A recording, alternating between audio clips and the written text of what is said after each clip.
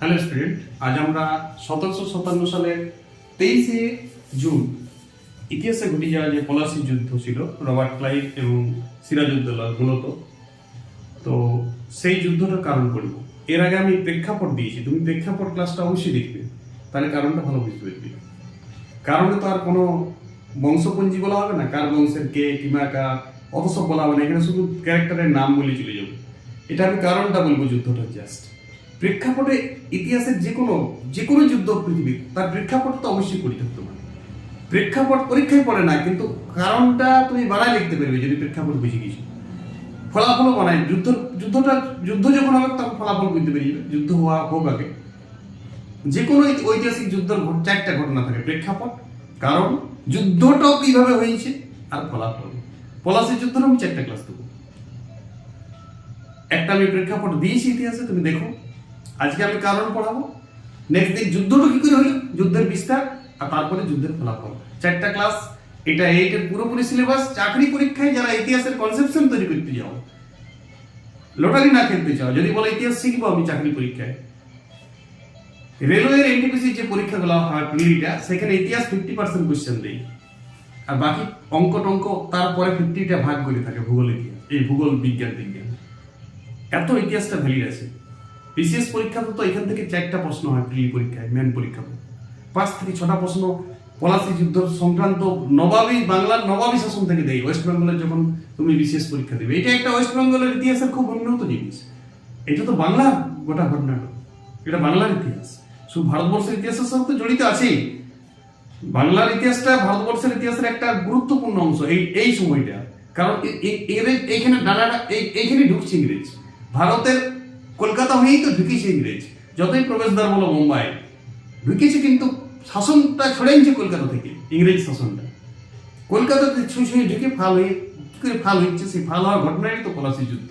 Switch থেকে কি করে ইংরেজ সরকার ফাল হয়েছিল, ইস্ট ইন্ডিয়া কোম্পানি কি করে সুইচ থেকে ফাল হয়েছিল, তার ঘটনাটা তুমি 1700 সাল থেকে পাবে। ঔরঙ্গজেবের মৃত্যুর পর থেকে ধারাবাহিক ফালসিয়ার ফরমানটা হচ্ছে প্রথম ফাল হতে শুরু হইল। পলাশী যুদ্ধের পর পুরাপুরি ফাল হয়ে গেল। ফাল কেনে কামান হয়ে গেল, সুইচ থেকে কামান হয়ে গেছে। ফাল তো ফারুকসিয়ার ফরমানে হয়ে গেছে, সুইচ থেকে ফাল ইস্ট ইন্ডিয়া কোম্পানি।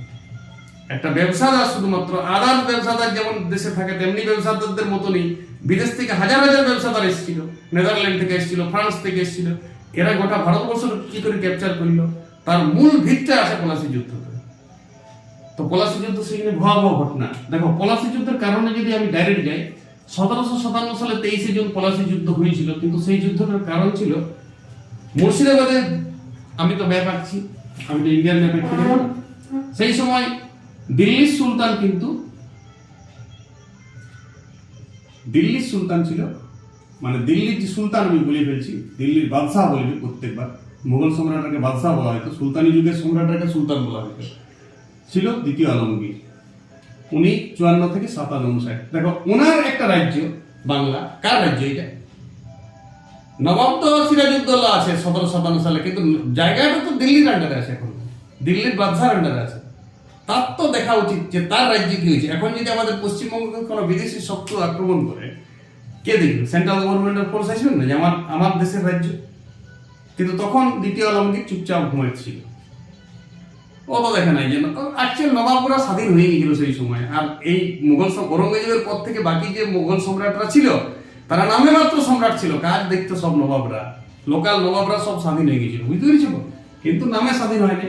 তো প্রসাদ ষড়যন্ত্র হয়েছিল। দেখো, সিরাজউদ্দৌলার প্রসাদ ছিল মুর্শিদাবাদ। আমি পশ্চিমবঙ্গের ম্যাপটা আঁকছি, তাহলে তুমি ভালো বুঝতে পারবে। এই পশ্চিমবঙ্গের ম্যাপ, এই ভাগীরথী নদী, এইটা মুর্শিদাবাদ, এইখানে ওরা হেড অফিস। বিহার দেখতো, উড়িষ্যা দেখতো, বাংলাদেশটা দেখতো, এত বড় জায়গাটা এই নবাবের আন্ডারে ছিল। তো ওর যে প্রসাদ, মুর্শিদাবাদের যে প্রসাদ সিরাজউদ্দৌলা, সেইখানে ঘোষেটি বেগম ছিল নজরবন্দি ওর মাসি। সে পরিকল্পনা করতো, নজরবন্দি রাখলেও কি সবসময় নজরবন্দি রাখতে পারবে? ম্যাচ মারফত খেলছিল সবার সঙ্গে।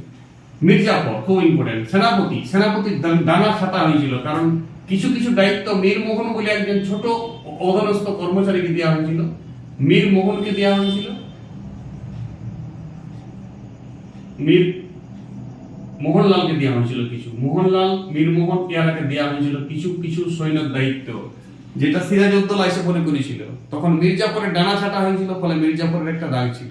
আর শোনো, আলীবর্দী খান সেনাপতি ছিল মির্জাফর, একটা বাংলার যে মানে যে শাসন, সেই শাসনের একটা গুরুত্বপূর্ণ লোক, তাকে তো একটা সম্মান দিতে হবে। কিন্তু সিরাজউদ্দৌলা বললাম তো সম্মান নাই, বেপরা ডানপিটে ভাব। তো সেই জন্য এও ক্ষুণ্ণ হয়েছিল। মিরমিরন মির্জাফরের ছেলে, মির্জাফরের জামাতা মীর কাসিম মানে মেয়ের জামাই, ইয়ার লতিফ বলে একজন রাজকর্মচারী, রায় দুর্লভ, রাজবল্লভ, ঘোষেডি বেগম, জগৎ শেঠ, এরা সবাই বিভিন্ন ধরনের জগৎ শেঠ ছিল যারা ব্যবসা করত। জগৎ শেঠ একটা পদবি, মানে যারা ব্যবসা করতো নবাবের ডাইরেক্ট অর্থমন্ত্রী টাইপের, যেগুলো অর্থনৈতিক দেখতো নবাবের, ট্যাক্স আদায়, ম্যাক্স আদায়, যত ধরনের জগৎ শেঠ সবাই কিন্তু বিরূপ হয়েছিল। তার কারণ এই বিভিন্ন ধরনের আক্রমণ করেছিল সেই সময়টা। মাসিকে তো অ্যাটাক করেছিল মতিঝিল থেকে, বলেছিলাম মাসিকে অ্যাটাক করেছিল মতিঝিল থেকে। সিরাজউদ্দৌলা রাজা হয়েছিল 9 এপ্রিল, আলীবর্দী খানের মৃত্যুর দিনেই 1756 সাল। আর তারপরেই মে মাসে 10ই মে মতিঝিল আক্রমণ করেছিল, মাসিকে অ্যারেস্ট করেছিল। কৃষ্ণদাস ডরে ভয়ে পালাইছিল। আমি প্রেক্ষাপটে বলেছি, কৃষ্ণদাসকে যত ধন সম্পত্তি মাসি জোগাড় করেছিল, কিছু কিছু জমায় রেখেছিল, সেইটা দিয়ে ঘোষেডি বেগম তো মাসি, সিরাজউদ্দৌলার মা আমিনা বেগম, আরেকজন শেয়ার ছিল মনে আছে তো, তোমাকে বলেছিলাম পূর্ণিয়ার যুদ্ধ হত্যা করেছিল শৌকত জং। শৌকত জং ওর মেজবাসীর ছেলে, যে কিন্তু নবাব পদ পাওয়ার যোগ্য ছিল। তাকে পূর্ণিয়ার যুদ্ধে 1556 সালের 10ই অক্টোবর 1756 সালের 10ই অক্টোবর ওকে মৃত্যু দিয়েছিল পূর্ণিয়ার যুদ্ধতে। ওটাকে মণিহারা যুদ্ধ বলা হয়। তো এই কারণে এরা সব মানে যে ষড়যন্ত্রকারীরা, প্রসাদ ষড়যন্ত্র, প্রসাদের নিজস্ব লোকরাই তার বিরূপ ধারণ করেছিল। এইটা একটা পলাশী যুদ্ধের কারণ, যে পলাশী মানে প্রসাদের লোকরা চাইতো সিরাজের পতন হোক, এবং সিরাজকে এরা মারতে পারবে না। সিরাজের আন্ডারে সৈন্য আছে, বীর বটে, সিরাজ নিজেও বিরাট মানে হোর টাইপের যোদ্ধা ছিল, পাইলিং লাইন দিবে, কেউ যদি অবজেকশনও করতে পারত না, কিন্তু মনে মনে এরা প্যাচ ফন্দি আনছিল এবং সুযোগ কাটছিল কোনো বিদেশি শত্রুর দ্বারা ইয়াকে নিহত করতে, অ্যাটাক করতে। পলাশী যুদ্ধ দিনটাতে এর সুযোগটা নিয়েছিল। অবজ্ঞা এবং অসম্মান, শুনুন, যখন এই পয়েন্টটা হয়ে গেছে আমার আলোচনা, 1 নম্বর পয়েন্ট প্রসাদ ষড়যন্ত্র, 2 নম্বর পয়েন্ট হচ্ছে অবজ্ঞা এবং অসম্মান। শুনুন, একটা যখন রাজা হচ্ছিল, সিরাজউদ্দৌলা যখন নবাব হয়েছিল, তখন পর্তুগাল, ফ্রান্স, নেদারল্যান্ড থেকে ভেট এসেছিল, নজরানা এসেছিল, উপহার এসেছিল,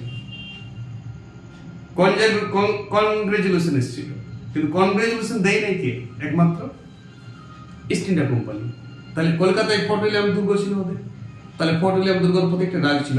আর দিল্লির বাদশাহও স্বীকৃতি দেয়নি নবাব হওয়ার সময়, কারণ তখন বেঁচে ছিল একজন মাসির ছেলে, আর মাসিও চাইতো না, প্রসাদের লোকেরাও চাইছে না এই নবাব হোক। ফলে দ্বিতীয় আলমগীরও স্বীকৃতি দিই নেই। যতই হোক, দ্বিতীয় আলমগীর দিল্লির বাদশাহ ছিল, তখন ওয়ারান্ডারি তো বাংলার নবাবটা ছিল, বাংলার নবাবটা তো একটা রাজ্য ঠিক, সেই স্বীকৃতিটা পাই নাই বলি সেইটার জন্য ও কিন্তু ইস্ট ইন্ডিয়া কোম্পানির উপর রাগ ছিল। তার ফলে ইস্ট ইন্ডিয়া কোম্পানির উপরেই অ্যাটাক করেছে, ইস্ট ইন্ডিয়া কোম্পানির ফলশ্রুতি পলাশী যুদ্ধ হয়েছে। এটা একটা কারণ অবজ্ঞা। সেই জন্যই তো অবজ্ঞার জন্যই পূর্ণিয়ার যুদ্ধ 1556 সালে 10ই অক্টোবরে অ্যাটাক করে দিয়েছিল, এবং কাসিম বাজার লুট করেছিল 9 জুন 1556। এটা বোঝার চেষ্টা করো। তার আগে মাসিক অ্যারেস্ট করার পরে কাসিম বাজার 9 জুন, 2 মাসের তখন নবাব। কাসিম বাজার কোথায় ছিল আমি বলেছি, মুর্শিদাবাদের কাছে একটা কুঠি ছিল, যেটা ইস্ট ইন্ডিয়া কোম্পানির তো হেড অফিস ছিল কলকাতা, এখন যেটা ফোর্ট উইলিয়াম দুর্গ। সেখান থেকে কাসিম বাজার বলে মুর্শিদাবাদের কাছেও একটা মানে কুঠি ছিল ইস্ট ইন্ডিয়া কোম্পানি। সেই কুঠিটাকে আক্রমণ করেছিল। সেই কুঠির যে ওয়ারেন হেস্টিং এবং ওয়াটসের যে ছেলে বউ সবাইকে অ্যারেস্ট করে নিয়েছিল মুর্শিদাবাদের রাজপ্রাসাদে, ভাই সবাইকে, মানে হটকারী। ওয়াটসকে নিয়ে আনিস, ঠিক আছে, ওর ভাই, ওর বউ, ওর ছোট ছেলে মেয়েদেরও নিয়ে চলে এসেছিল। এগুলা তো অন্যায়। এটা কলকাতার দুর্গে খবর গেছে। কলকাতার যে তখন ব্রেক সাহেব ছিল, মেজর ব্রেক সাহেব, কলকাতায় প্রধানমন্ত্রী সেই সময় 1756 সালে, তো সেইটা ওরাও ক্ষুণ্ণ হয়েছিল। এটাও একটা কাসিম বাজার আক্রমণটাও খারাপ, পলাশী যুদ্ধ মানে ইংরেজদের সঙ্গে শত্রুতাটা বাড়িয়ে গেছিল আর কি। যদিও পরবর্তীকালে আমিনা এবং লুৎফা সিরাজের বউ, তারা ওই ওয়াট সাহেবের যে পত্নী বা সন্তান তারা ছেড়ে দিয়েছিল, ঠিক আছে, অনুরূপে। দস্তক প্রথার অপব্যবহার। ফারুকসিয়ার ফরমানের সময় 1717 সালে ফারুকসিয়ার ফরমানের সময় যে দস্তক প্রথা ছিল, যেভাবে কথা ছিল ট্যাক্স আদায়ের বা যেভাবে ইংরেজরা ট্যাক্স দেওয়ার কথা ছিল তার ইংরেজরা খেলাপ করেছে, দস্তক প্রথার এর অপব্যবহার করেছে কারা? East India company. ওরা তো ট্যাক্স দিতই এই নবাবকে, ওরা তো ডাইরেক্ট দিল্লিকে বছরে একবার 3000 ট্যাক্স দিত ফারুক সিয়ার ফরমান অনুযায়ী 1717 সালে। ফারুক সিয়ার তখন সম্রাট ছিল দিল্লির। তো এখন ওরা কি করেছিল, স্থানীয় ব্যবসাদাররাও যারা জেলা দেওয়া উচিত নবাবকে, বাংলার নবাবকে দেওয়া উচিত ট্যাক্স, তারাও দিত না। ইস্ট ইন্ডিয়া কোম্পানির সাথে সেট করে নিয়েছিল এবং তারাও অবাধে ব্যবসা করছিল। ফলে ঠিক মতন ট্যাক্সটা আদায় হইতেছিল না, নবাব ট্যাক্সটা পাইতেছিল না। এই দস্তক প্রথার খেলাপ করছিল ইংরেজরা। এবং বললাম তো কিছু অন্য দেশের যারা ফরাসি বা আর্মেনীয় বা নেদারল্যান্ডে যারা ব্যবসা করতো তারাকে ইস্ট ইন্ডিয়া কোম্পানি বাধা দিত, ওরাকে আক্রমণ করতো, ওদের নৌকা ওদের জাহাজ ইস্ট ইন্ডিয়া কোম্পানি লুট করে নিত। ওইটা তো লুট করতে পারে না, ওইটা তো নবাব যা ইচ্ছা করতে পারে। নবাব তো ওদের কাছে ট্যাক্স পাইতো, সেই ট্যাক্স নবাব দিল্লিতে পাঠাইতো, কিন্তু ওই ট্যাক্স গুলো পাইতো না। ফলে অনেক মানুষ ভয় পাইতো, ওদের ব্যবসা করতে আসতো না। যে ট্যাক্স গুলা নবাব পাওয়ার অধিকার, সেই দস্তক প্রথার অবরোধ কিন্তু করেছিল। দস্তক প্রথাতে এরকম কোনো বলা ছিল না, সেইটা কিন্তু খেলাপ করেছিল ইস্ট ইন্ডিয়া কোম্পানি, সেইটা একটা কারণ। এবং মাঝে মাঝে সিরাজও ইয়াদের জাহাজ আটকে দিত। সিরাজ রাজা হওয়ার পর বলা ছিল তোমার ইয়াদের জাহাজ আটকাবে না। আলিবর্দী খাঁ 30 লক্ষ ডিমান্ড করে দিয়েছিল একবার ইস্ট ইন্ডিয়া কোম্পানির কাছে, সেটা নাহলে মিটে গেছিল আলিবর্দী খাঁর সময়। কিন্তু সিরাজউদ্দৌলা ডিমান্ড করতো ইস্ট ইন্ডিয়া কোম্পানি, সেটাও রাগ ছিল যে তুমি তো ডিমান্ড করতে পারো না, তুমি তো দিল্লির সম্রাটকে আমরা ট্যাক্স দিই। ফারুক সিয়ার ফরমানের এরকম কথা হয়েছে, সেটা সিরাজেরও রাগ হয়েছে ইংরেজদের উপর, ইংরেজদেরও রাগ হয়েছে সিরাজের উপর। দস্তক প্রথার অপব্যবহার একটা কারণ। এইবার সর্বোপরি যে কারণটা, এইটা মেন কারণ, কলকাতা দুর্গ আক্রমণ। এইটি সিরাজউদ্দৌলা হঠাৎ করেছিল। কাসিম বাজার দুর্গ আক্রমণ করার পরে 1756 সালের 20 জুন কাসিম বাজার করেছিল 9 জুন, আর তার ঠিক 10 দিনের মাথায় কলকাতা আক্রমণ করেছিল। কলকাতাতে তার আগে চিঠি লিখেছিল যে কৃষ্ণদাসকে রিটার্ন করো। কৃষ্ণদাস বুঝতে পারছো কে? ওর ঘোষেটি বেগমের যে রাজবল্লভ, মানে আমার প্রেমিক, সেই প্রেমিকের ছেলে ছিল কৃষ্ণদাস। সেই কৃষ্ণদাসকে যত ওরা টাকা জমায় রেখেছিল লুকাই চোরায়, সেই টাকাটা দিয়ে সৈন্য কিছু দিয়ে কলকাতায় ফোর্ট উইলিয়াম দুর্গে সেফ জোনে রেখে দিয়েছিল। ফোর্ট উইলিয়ামকে খবর পেয়েছিল সিরাজ যে ওর কৃষ্ণদাসকে লাগিবে, ওই টাকাটা আদায় করার চেষ্টা করেছিল। ট্যাক্স গুলো ছিল, যত ট্যাক্স ঢাকা দিকে ট্যাক্সটা আদায় করেছিল। বললাম তো আমি আগে ঢাকা দিকটাতে ঘোষেটি বেগম কিছুদিন ছিল, আর যখন স্বামী ছিল সেই ট্যাক্স গুলো ঘোষেটি বেগম নিজে রেখেছিল। সেই ট্যাক্সটা তো পাওয়ার অধিকার মুর্শিদাবাদের রাজদরবার, সেটা দেয়নি। সেইটা পরে যখন ঘোষেটি বেগমের মানে সিরাজের মেসো মারা যায়, বড় মেসো, তখন রাজবল্লভের সাথে এর একটু পরিণয় সম্পর্ক হয়। এবং রাজবল্লভের যে ছেলে, ঘোষেটি বেগমের কোনো সন্তান ছিল না, সেই ছেলেটাকে সব সম্পত্তি দিয়ে পাঠায় নিয়েছিল কলকাতাতে। তখন কলকাতাকে চিঠি করেছিল যে ওকে দাও, আমাদের সম্পত্তি নিয়ে পলাইছে। সেইটা দেয় নাই কলকাতা, তখন অ্যাটাক করেছে। কলকাতা অ্যাটাক করেছে মানে একদম পুরা চুরমার করে দিয়েছে সব। কলকাতা তখন সিরাজের অনেক বড় সৈন্য, 50-60 হাজার সৈন্য নিয়ে কলকাতা অ্যাটাক করে দিয়েছিল এবং কলকাতাকে ছটিচ্ছন্ন করে দিয়েছিল। ড্রেক সাহেব পালায় নিয়েছিল। ওইখানে তদানীন্তন যে ড্রেক সাহেব ছিল, মেজর ড্রেক, সে কিন্তু ভয়ে কলকাতা ছেড়ে পালায় গিয়েছিল। কলকাতাতে মানে ফোর্ট উইলিয়াম দুর্গটাকে নাস্তানাবুদ করে দিয়েছিল। 146 জনকে নাকি শুনেছি মারিও দিয়েছিল, অন্ধকূপ হত্যা বলে। যদিও অক্ষয় কুমার দত্ত এবং বিহারীলাল চক্রবর্তী ঐতিহাসিক, তারা মানে নাই, তারা বলেছিল এটা অতিরঞ্জন, 146 জনের হত্যাটা ঠিক নাই। কিন্তু রেকর্ড, ব্যাড রেকর্ডটা হয়ে গিয়েছিল, মানে কুখ্যাত হয়ে গিয়েছিল। মানে বিখ্যাত যেমন হয় তেমনি কুখ্যাত হয়ে গিয়েছিল। গোটা পৃথিবী, গোটা দিল্লির বাদশাহ তো খবর পেয়েছিল যে 146 জন লোককে মারা দিয়েছে। দিল্লির বাদশাহ চাইতো না যে সিরাজউদ্দৌলা থাকুক আর নবাব। অত্যাচারী, মানে অত্যাচারী স্ট্যাম্প পাই গিয়েছিল অন্ধকূপ হত্যার জন্য। কলকাতা হোক না হোক সেটা বড় কথা নয়, ওটা ফসানো হয়েছে সিরাজউদ্দৌলাকে, কিন্তু অত্যাচারী স্ট্যাম্পটা তো পড়ে গেছে একদম ইংল্যান্ড তক্ক। এবং ওদের ফোর্ট উইলিয়াম দুর্গটা ধ্বংস করে দিয়েছে। আলীনগর নাম রেখে দিল, নিজের একটা লোককে বসাই দিল, যে নিজের একটা রাজ কর্মচারী মালিক চাঁদ বলে ওকে বসাই দিল, তুই দেখ কলকাতাটা। কলকাতার নাম চেঞ্জ করে দাদুর নামে আলীবর্দী খান নামে আলীনগর রেখে দিল। বুঝার চেষ্টা করি। অন্ধকূপ হত্যা হয়েছিল, কর্নেল ড্রেক পালায় নিয়েছিল। কর্নেল ড্রেক পালায় নিয়েছিল। এইটা তো ইস্ট ইন্ডিয়া কোম্পানি এবার দেখো রাজ গরিব পুরা। তখন ওদের যেটা মাদ্রাজের উপনিবেশ ছিল, এখানে কলকাতা তো ধ্বংস হয়ে গেল, ওদের উপনিবেশ থাকছে নেই বলতে গেলে। অথচ কলকাতাতে ফারুক সিয়ার ফরমান নিয়ে অবাধ ব্যবসা আছে ইস্ট ইন্ডিয়া কোম্পানি। কলকাতা তো সব থেকে বড় ব্যবসা চলতে হবে, রাজ তো হবে। ড্রেক সাহেবকে হেঁটে ড্রেক সাহেব পালায় নিয়ে এখানে চলে এসেছে, সবাই ছাড়ি বাড়ি যারা পারিছে পালায় নিয়েছে এখান থেকে। তখন এখান থেকে দুজন বীর যোদ্ধাকে ইংল্যান্ড থেকে পারমিশন দিয়ে পাঠানো হলো, রবার্ট ক্লাইভ আর অ্যাডমিরাল ওয়াটস। কৃপা ধ্যান দেব, রবার্ট ক্লাইভ আর অ্যাডমিরাল ওয়াটস। মোটামুটি 1757 সালের ফেব্রুয়ারি মাসেই পাঠানো হয়েছিল। তখন এরা যাই করে আরো ঘুরে কলকাতা আক্রমণ করল। মানিকচাঁদ তো তার আগেই সিলিন্ডার, মানিকচাঁদকে তার আগেই হাত করে নিয়েছিল। ষড়যন্ত্র করতো, মির্জাপুর সেট করেছিল। মির্জাপুর তো যেত, রাজবল্লভ জগৎ সেঠিয়ারা যেত, রায়দুর্লভ তারা যাই করে মানিকচাঁদকে আগেই সেট করে দিয়েছিল যে ওরা অ্যাটাক করতে এসেছিল। ইয়াকেও ডেকে আনা হয়েছে। আরে দিল্লি সুলতানেরও হাত আছে, এটা ভেবো না। দিল্লি সুলতান বলে ফেলছে, এটা তোমরা সম্রাট ভাববে সবসময়। সুলতানি যুগে সুলতান বলা হয়তো, মুঘল যুগে সম্রাট বলা হয়তো দিল্লির রাজাকে। ওরাও যে দ্বিতীয় আলমগীর ও চেয়েছিল অ্যাটাক করো, 146 জনকে মেরে দিয়েছে। মানে এই কুখ্যাত সিরাজউদ্দৌলা, অত্যাচারী সিরাজউদ্দৌলাকে রাখা ছিল নাই। রবার্ট ক্লাইভ সেটা প্রতিজ্ঞা করেছিল যে একে মারি না, একে নাশ করে দেবো, একদম একে ধ্বংস করে দেবো, ইয়ার বংশ রাখবো না। কার? সিরাজউদ্দৌলা। রবার্ট ক্লাইভ এবং অ্যাডমিরাল ওয়াটস মোটামুটি জানুয়ারি মাস দিকে 1757 সালে জানুয়ারি মাসে আরো করে কলকাতা আক্রমণ করেছিল। বুঝার চেষ্টা করবে, মানিকচাঁদ সিলিন্ডার হয়েছিল, কলকাতা জায়গাটা আবার যদিও সিরাজউদ্দৌলা চেষ্টা করেছিল আসবার জন্য, কিন্তু সেই সময় আবার বাংলা আক্রমণ করেছিল একটা বিদেশি শত্রু আফগান থেকে, আবদালি বলে, আফগান আবদালি। এটা কিন্তু একটা মানে মিথ্যা তথ্য পাইছিল সিরাজ। তখন কলকাতা আক্রমণ না করে কলকাতা জাস্ট সন্ধি করতে বাধ্য হইল। কার সঙ্গে? রবার্ট ক্লাইভের সঙ্গে, আলীনগরের সন্ধি। যুদ্ধটা হইল নাই, কথা বলছো। তখনও সৈন্য নিয়ে চলে গেছিল, কিন্তু ওই দিক থেকে আরেকজন অ্যাটাক হওয়ার ভয় ছিল। আবার পেছন দিকে আফগানিস্তান থেকে বাংলা অ্যাটাক হওয়ার ভয় ছিল আফগান আবদালির দ্বারা। তখন ও ভয়ে পিছিয়ে গেল কলকাতা থেকে, কিন্তু একটা সন্ধি করে গেল। এবার দেখো তাহলে কলকাতা দুর্গ আক্রমণটা বলতে গেলে এবং অন্ধকূপ হত্যাটা যদি হয়েছিল, সেটা ঐতিহাসিক মতামত বিভিন্ন আছে। ওইটা একটা পলাশ হোক না হোক কুখ্যাত তো হয়ে গিয়েছিল, লোক আউট হয়ে গিয়েছিল। এটা যে 146 জন একটা ঘরে বন্দি করে শ্বাসরোধ করে মেরে দিয়েছে, এইটার জন্যই ওর পতনের মূল কারণ। এবার শুনো আলীনগরের সন্ধি। নেক্সট 1757 সালের 9 ফেব্রুয়ারি, খুব ইম্পর্টেন্ট ডেট। 1757 সালের 9 ফেব্রুয়ারি রবার্ট ক্লাইভের সঙ্গে সিরাজউদ্দৌলা বিনা যুদ্ধে আলীনগরের সন্ধি করল। বলছে আমরাকে ট্যাক্স শিক্ষা চালু করতে হবে, আমরা নিজেরা ট্যাক্স চালু করবো আলীনগরে। এবারে ফোর্ট উইলিয়াম দুর্গ নাম আরো ঘুরে ফোর্ট উইলিয়াম হয়ে গেল, আর আলীনগর কেন থাকবে?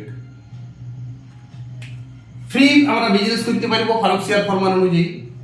তোমাকে মানতে হবে সব ফরম্যান। ফরাসি, নেদারল্যান্ড, বাকি বেনিদের থেকে আমরা বেশি ফেসিলিটি পাবো। বছরে একবার 3000 টাকা দেবো, সেটাই ব্যবসা চলবে। দুর্গ আমরা পুরা নির্মাণ করবো, অস্ত্রশস্ত্র সৈন্য ফৈন্য সব রাখবো, তোমার কথা শুনবো না। এবং কলকাতা আক্রমণের ফলে আমাদের ফোর্ট উইলিয়াম দুর্গ তুমি ধ্বংস করেছো, তার ক্ষতিপূরণ তোমাকে লাগবে। এই 4টি বোঝা সিরাজউদ্দৌলার মাথায় চাপাই দিল। বুঝতে হচ্ছে? মানে জ্বলন্ত তেলে জল ছিটাই দিল, আরো চকমং টকমং করে উঠল। আলীনগরের সন্ধি কিন্তু মানতে সিরাজ সেই সময় বাধ্য হইল, কিন্তু সবাই মানে ওর গোপন সমাজের আগে বুঝো, যদি ও রাজ পরিবারটা ঠিক রাখতে পারত, মানে নিজের রাজ বা পরিবারটা, তাহলে কিন্তু ইংরেজ কোনো অ্যাটাক করতে পারতো না। তোমার ঘরেও শত্রু, বাইরেও শত্রু, কোথায় যাবে? ফলে আলীনগরের এবং সেই সময় বৈদেশিক আক্রমণ আরেকটা বাইরের শত্রু আসবার কথা ছিল, যদিও ওইটা ফোকাস নিউজ, ওইটাকে মিসগাইড করা হয়েছে সিরাজউদ্দৌলাকে, ভুল ইনফরমেশন ছিল ওর কাছে।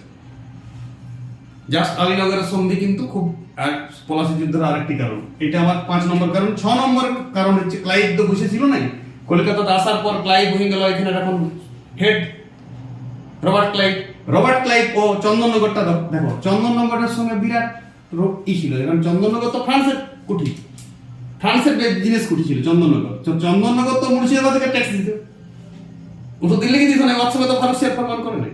তো মুর্শিদাবাদ চন্দননগর রক্ষার দায়িত্ব নিয়েছিল, প্রতিশ্রুতি নিয়েছিল। চন্দননগর কুঠিটা সিরাজউদ্দৌলা ফরাসিদের সাথে ভালো সম্পর্ক ছিল। সেই সময় নন্দকুমার রাজা ছিল ওই হুগলির ক্যাপ দিলে, ওর নন্দকুমার এটার ভিতরে ছিল, টিক্স খাটেন ছিল। নন্দকুমার কুন্দকুমার সবাই সিরাজউদ্দৌলার উপর রাজ ছিল। হুগলির রাজা ছিল তখন নন্দকুমার, ঠিক আছে? তারা সবাই মিলে এই 1757 সালের 23 মার্চ চন্দননগর কুঠি রবার্ট ক্লাইভ আক্রমণ করলো, ধ্বংস করলো। সিরাজউদ্দৌলা কিছুই করতে পারে না। ওর মনোবল আরো বেড়ে গেল, বলছে তাইলে নদী দিয়ে আরো আগা যায়। নদীর ধারে ধারে কেস, এটা সব কলকাতার কাছেই চন্দননগর, হুগলিতে। এবার ওই বাহিনীটা আবার অ্যাডমিরাল ওয়াটসনও আছে, বোঝার চেষ্টা করো। অ্যাডমিরাল মানে নৌবাহিনীর প্রধান, মাদ্রাজ থেকে স্পেশাল যোদ্ধা অ্যাডমিরাল ওয়াটসন। ওই ওয়াটস না, ওটা কাসিম বাজার কুঠির এরকম ক্যাপ্টেন ছিল ছোটখাটো, যাকে অ্যারেস্ট করে দিয়েছিল। এটা ওয়াটসন নামটা অনেকটা কি, ওই জন্য অনেকে এটা অ্যাডমিরাল ওয়াটসন। অ্যাডমিরাল তারাকেই বলা হয় না, নৌবাহিনীর হেড। তার নেতৃত্বে এবং মেজর ওয়ারকুট তখন ক্যাপ্টেন ছিল, ক্যাপ্টেন আয়ারকুট, ক্যাপ্টেন গ্রান্ট এরকম বীর যোদ্ধা নিয়ে এসেছিল মাদ্রাজ থেকে। কিন্তু সৈন্য সংখ্যা ছিল 2000 মাত্র। সিরাজউদ্দৌলা 70,000 সৈন্য, প্রায় লাখ ছুঁই। কিন্তু তা সত্ত্বেও কিন্তু আরো আগায় নিয়ে ছিল চন্দননগরের পর থেকে কাটোয়া পর্যন্ত এসেছিল। কাটোয়া মানে বর্ধমান, পূর্ব বর্ধমানের একটা শহর, মুর্শিদাবাদের একদম কাছে, মানে একদম সিরাজের দৌড় করাই চলে গেছিল ওই বাহিনীটা। তখন জুনের প্রথম সপ্তাহ, মানে জুন মাসে তো বর্ষা আসে, এটা বোঝার চেষ্টা করো। হুগলি নদীর ধারে ধারে যাচ্ছে তখন তার রোড নাই, বিরাট নৌবাহিনী যাচ্ছে। খবর পাই গেছে সিরাজের তো স্পাইস রাজদূত আছে, খবর পাই গেছে যে আসছে। যাই পরে ওইখানে কুঠি গাড়িল কাটোয়ার কাছে, সিরাজকে একটি চিঠি লিখলো যে আমরা এখানে এসেছি তোমার সাথে দেখা করতে যাই, তুমি এখনো আলীনগরের সন্ধি মানছো না, মানে ঝগড়া করার বাহানা করছি জাস্ট। ভিতরে কিন্তু ইয়াদের সঙ্গে চর আসা যাওয়া ছিল। ওই মির্জাফরের সঙ্গে যোগাযোগ ছিল রবার্ট ক্লাইভের। মির্জাফর, ঘোষেটি বেগম, ওই গ্যাংটি, ওই যেটা প্রসাদ ষড়যন্ত্র করছিল, সেই গ্যাংটি ইয়ার আগে বলেছিল যে তোমরা যেই কাটোয়া তক্ক আসবে তখনই আমরা তোমাদের নিয়ে যুদ্ধ করতে চলে যাবো। মানে সিরাজউদ্দৌলা মির্জাফর সেনাপতি সৈন্য নিয়ে চলে এসে সবাই মিলে অ্যাটাক করবে সিরাজউদ্দৌলাকে। কিন্তু কাটোয়াতে আসে নাই মির্জাফর। কথা বুঝে এসছে কিনা? মির্জাফর যতই সেনাপতি হোক, সেনাগুলা ডাইরেক্ট নবাব বুঝে, নবাবের নিমক খায় ওরা, নবাবের কথার খিলাফ করবে না। সেই জন্য মির্জাফর আইলো নাই। যখন আইলো নাই তখন রবার্ট ক্লাইভ ভাবছিল যে বেশুর তাই আমরা আরো ফিরে কলকাতা ফিরে যাব। কিন্তু এই মেজর ওয়ারকুট এই বলছে ফিরে যাব না, বুঝে যতটা আগে গিয়েছে দেখা যাবে যাওয়া হবে। খোলা চিঠি লেখো। চিঠি লিখলো যে আমরা দেখা করতে চাই, তুমি আলীনগরের সন্ধি লঙ্ঘন করছো, তোমার সাথে দেখা করতে চাই। তার মানে যুদ্ধ করতে চাই, সোজা কথা। তুমি আসো, আমরা আজ যাচ্ছি। জুনের প্রথম সপ্তাহ, দেখো আর 15 দিন পরে যুদ্ধ হবে, 23 জুন। বাস এই চিঠিটা দিল এবং কাটোয়া কুঠিতে ওরা শিবির কাটল। সিরাজউদ্দৌলা বুঝে গেছে যুদ্ধ করবে কি, সিরাজউদ্দৌলা রেডি হলো। এইবারে 23 জুন কি করে যুদ্ধ হইলো, তারপরে আমি ওইটা যুদ্ধের কারণ, যুদ্ধ বিস্তারটা দেবো, যুদ্ধ সিস্টেমটা কি করে যুদ্ধ হইলো।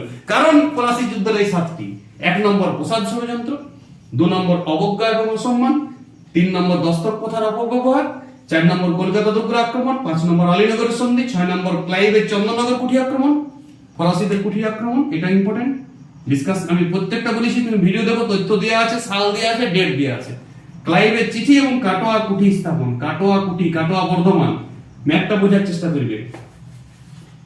পশ্চিমবঙ্গের এইটা ভাগীরথী হুগলি নদী, এইটা মুর্শিদাবাদ, এইটাই কাটোয়া, নদীর এই দিকটা কাটোয়া, বোঝার চেষ্টা করবে। আর অপর দিকটাতে মুর্শিদাবাদ, আর এইখানটা নদিয়া, তার কাছে পলাশি বলে মাঠটা ছিল। আর এখানে কলকাতা, এইটা চন্দননগর, কাছাকাছি অবশ্য। আর এইদিকে মাদ্রাজ তুমি নৌকাতে এসেছে। জানুয়ারি মাসে ঢুকে গেছে কলকাতা আবার পুনরুদ্ধার করেছে, মানিকচাঁদ সিলিন্ডার নিয়েছে, কলকাতা দখল করেছে। ঘটনাটা বুঝবে সাথে সাথে, কারণ তো আমি বলছি প্রতিটা পয়েন্টে কারণে ঘটনাটাও আছে। বর্ধমানের কাটোয়া থেকে ওদের শিবির, ওদের তো মুর্শিদাবাদ শিবির, দুজনে পলাশির প্রান্তরে আসবে। কি করে যুদ্ধ হলো, পরের কেস। যুদ্ধের কারণে এই 7টা। ভালো থাকো সবাই, কারণটা নিজের ভাষা লাগা যাবে, সাল এবং তথ্য খুব ইম্পর্টেন্ট। ওকে।